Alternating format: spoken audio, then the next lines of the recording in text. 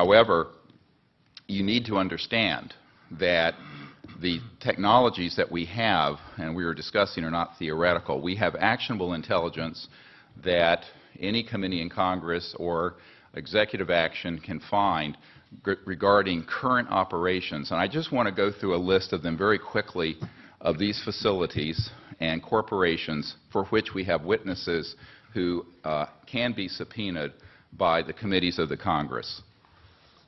This was developed at the request of Congressman Christopher Cox of Orange County, with whom I met, and was later further developed for the briefing that we put together for President Obama.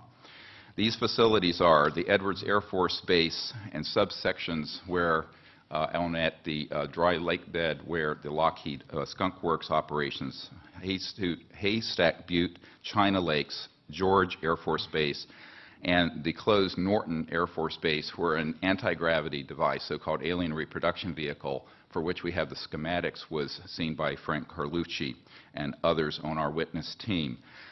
Tabletop Mountain and Blackjack Control. The aerospace facilities there are the Northrop Anthill Facility, Tejon Ranch, the McDonnell Douglas Llano Plant, Lockheed Martin Hellendale Plant, and the Phillips Lab. At the Nellis Air Force Facility, so-called Area 51, no one calls it that.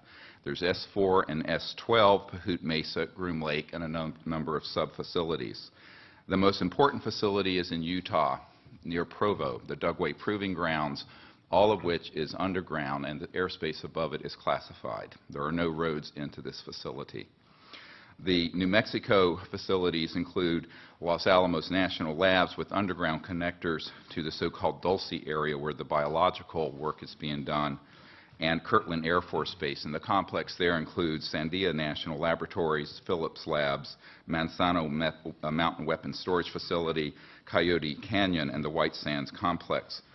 In Arizona, near Fort Huachuca, which is Army Intelligence Headquarters, there is a UGB underground base where one of our witnesses, who will testify, worked on 9 separate extraterrestrial vehicles that had been down through advanced electromagnetic pulse weapons, and there are several different species of extraterrestrial biologicals stored at that facility. The other facilities, and this goes on, include a special compartmented area of Cheyenne Mountain, where we have witnesses in our team who can be subpoenaed, where we have tracked extraterrestrial vehicles in our solar system that were measuring 26 miles in diameter. There are also facilities in Australia, a key one being Pine Gap, the so-called Alice Springs facility, which is mostly a U.S. Air Force facility, even though it is in Australia. I recently talked to the Deputy Prime Minister of Australia about this. Also, the Redstone Arsenal and the Marshall Space Flight Center. We have a scientist at the Redstone Arsenal who works under contract for IT&T, who have developed these transdimensional systems. He was under contract with my project to bring these energy devices out, and he was then threatened by a former CIA director and what I call the goon squad that went down there 3 years ago in March. This is just part of the information we have, and this information is on the flash drive given to Stephen Bassett's staff, then that you're all welcome to review. Thank you. Thank you. Well,